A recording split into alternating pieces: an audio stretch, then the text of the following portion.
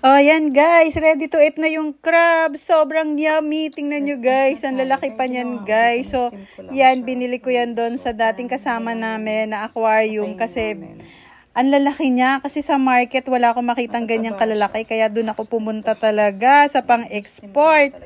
So, ayan guys. Sobrang lalaki niyan. Tapos, ang sarap. Baka gusto nyong mag-order, PM lang kayo. Pero masarap yan guys. Malalaki talaga yung crab sa Lapu-Lapu dyan. Kasi pang export yan. Kaya ganun kalalaki at matataba siya. 100% na matataba yung crabs at magaganda yung Lapu-Lapu dyan. Meron. Ngayon wala na. Tingnan natin. Madami to guys. Madami to. Buksan natin.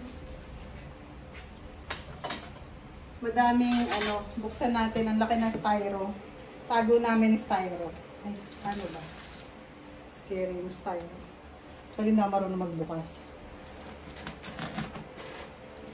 Nakabalo talaga to. Kapag nag-order ng mga live, ganon, ganito yung pagka-packaging. Pag gusto nyo mag-order, sabihin nyo sa akin. Charot. Parang hirap pa. Ayan.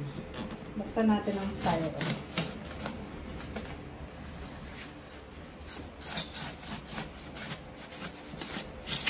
Bubuksan natin. Tapos tingnan natin yung mga crabs. O, takot ka na naman, Sarah. Alam ko na. Takot, lumapit ka na naman. Kasi takot ka na naman. So, tingnan natin kung anong laman na mahiwaga. Oh my God! Ang dami guys. Tingnan nyo. Dami. Pakita ko sa inyo yung laman.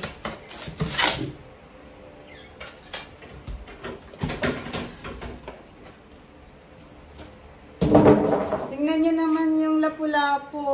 Ang dami. Tara! Ang dami ng Lapu-Lapu. Tapos, ayan.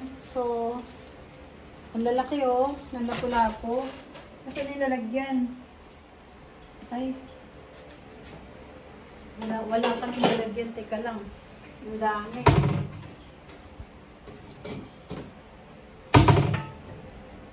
Ganyan kalalaki kapag nag-order kayo guys.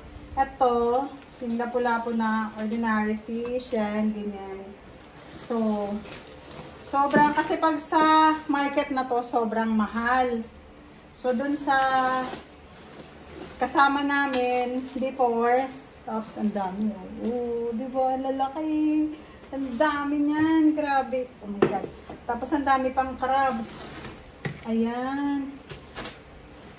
Oh, di ba? Ang lalaki. Grabe, oh. Oh. Tingnan nyo, guys. Sobrang.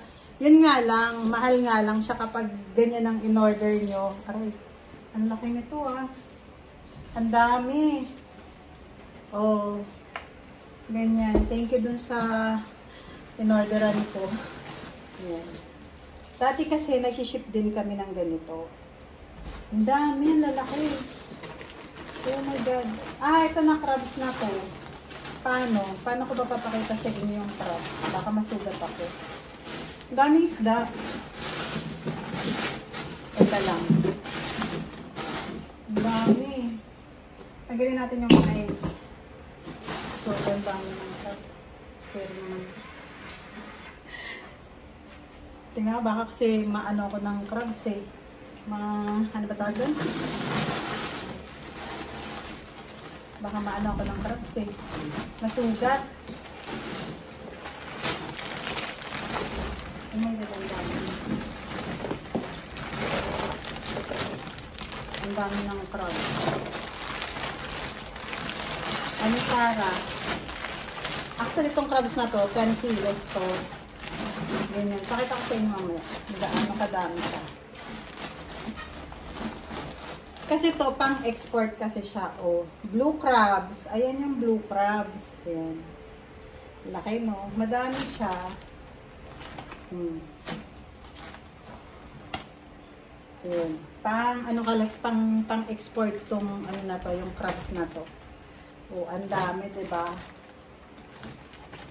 Buti na lang. Oh, ayan, mataba yan, babae yan. Kaso nakakatakot. Ako yung, ako yung ano na natatakot sa crabs. Ayan. So, gagawin ko to. Steam ko na siya na walang water. Kasi para at least hindi siya mangayayat. Oh, ang tataba, ang lalaki oh. Ang dami.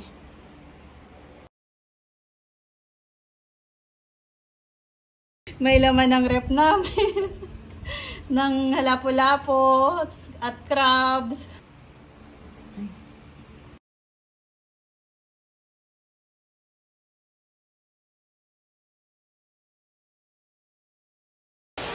Ayan guys, punong-puno yung ano namin ng crab. Ito yung blue crab.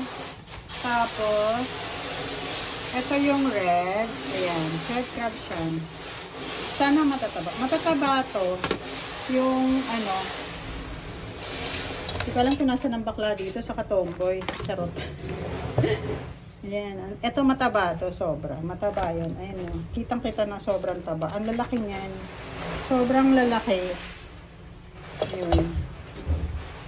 Mahal nga lang yung ano niya. Yung kilo niya, sobra. Ito guys, lalagay ko na dito yung crabs na walang tubig. Kasi ang liit ng lalagyan. Ayan. So, steam lang natin na walang water. Ayan. Kaso lang ang lalaki, hindi kakasya dito sa ano, dapat may malaking kaldero na lalagyan. So, ang dami niya.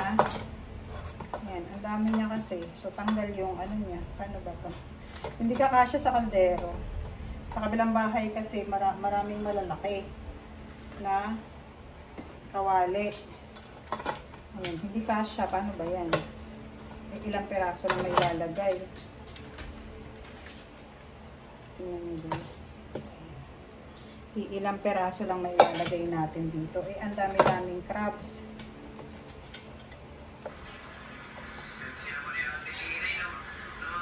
Ayan guys, nilagyan ko ng salt. Steam ko na yan.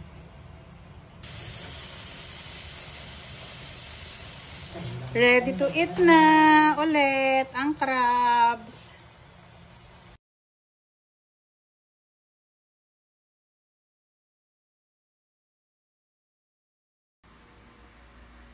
Ayan, pwede na natin kainin yung crabs kasi luto na siya. So, ginawa ko dyan, in-steam ko lang.